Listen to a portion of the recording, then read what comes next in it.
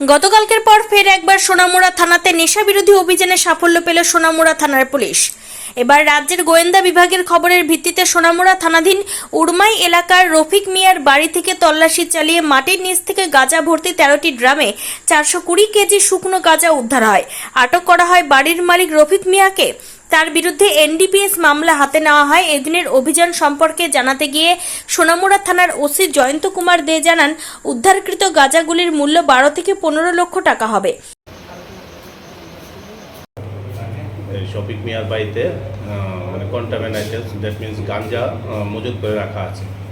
সেই অনুযায়ী আমাদের সোনামুড়া থানার সাব ইন্সপেক্টর জয়ন্ত দাসকে সঙ্গে নিয়ে এবং আমাদের ডিসিএম স্যার মনীষ দেবনাথ ওনাকে নিয়ে আমরা ওই রেডে যাই উড়মাইতে।